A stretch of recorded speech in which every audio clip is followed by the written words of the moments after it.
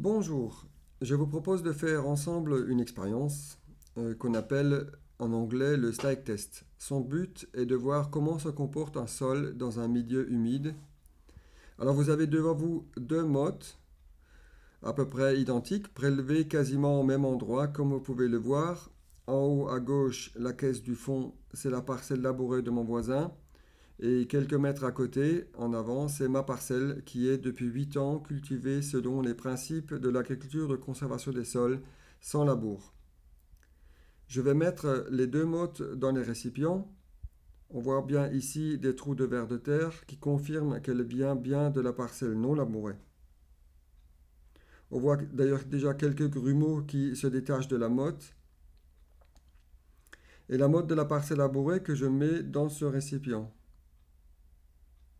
Pourquoi je fais ce test? Parce que sur cette parcelle, j'ai changé ma méthode de travail il y a maintenant 8 ans, car j'avais de gros soucis avec la gestion de l'eau.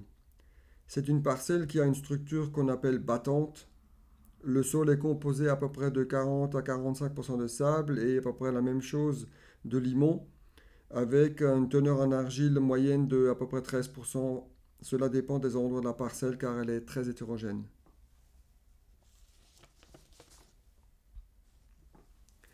Comme vous pouvez le constater, on voit déjà très bien le comportement des deux modes qui est fondamentalement différent.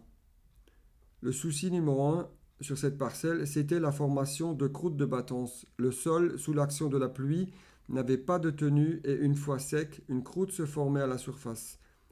Comme vous pouvez le voir sur la photo, quand cela se passait entre le semis et la levée de la culture, c'était assez catastrophique.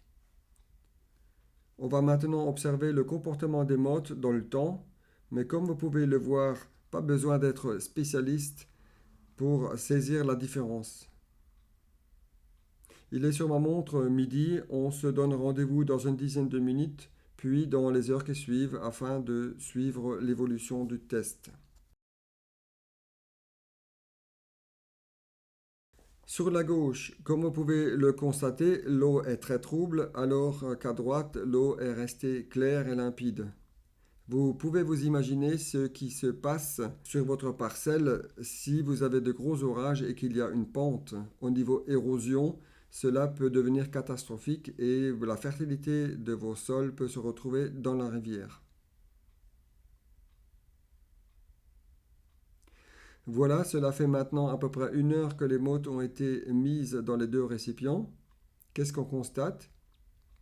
Cette motte a déjà pas mal diminué, l'eau est très trouble et un dépôt de quelques centimètres s'est déjà formé au fond.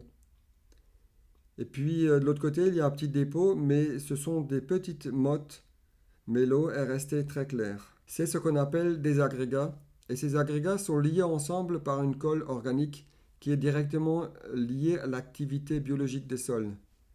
Les bactéries génèrent ce qu'on appelle des mucus, qui jouent un peu le rôle de colle organique ou biologique. Mais il y a également les champignons mycorhiziens qui fabriquent de la glomaline, surnommée par les Américains la superglue du sol. Tout cela est possible grâce au système racinaire des plantes qui excrètent une partie de l'énergie issue de la photosynthèse dans le sol sous forme de carbone constitué en grande partie de sucre qui alimente la vie biologique de la rhizosphère.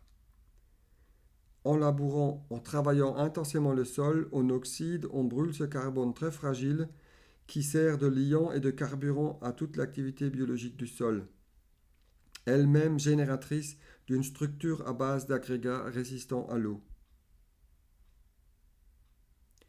C'était le sol que j'avais sur ma parcelle il y a 8 ans et aujourd'hui je suis très heureux d'avoir un sol qui se comporte comme cela.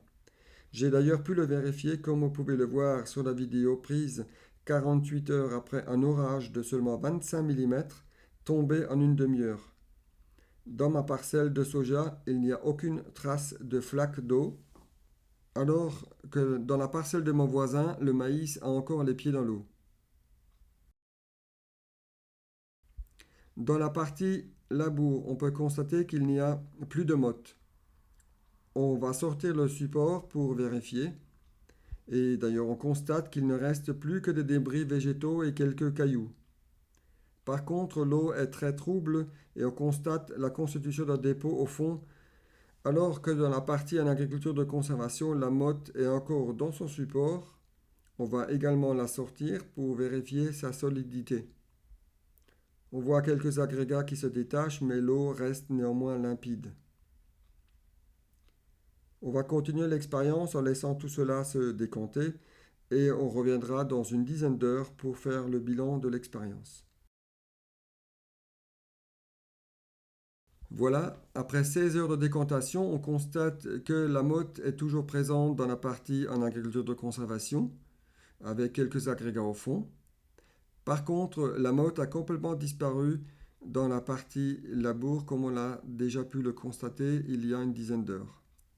Grâce à l'agriculture de conservation qui repose sur 3 grands principes qui sont l'arrêt du labour et un travail du sol réduit au strict minimum, la gestion des résidus de culture en surface et l'implantation systématique de couverts végétaux, mon sol a retrouvé la capacité à gérer l'eau et à retrouver une stabilité structurelle.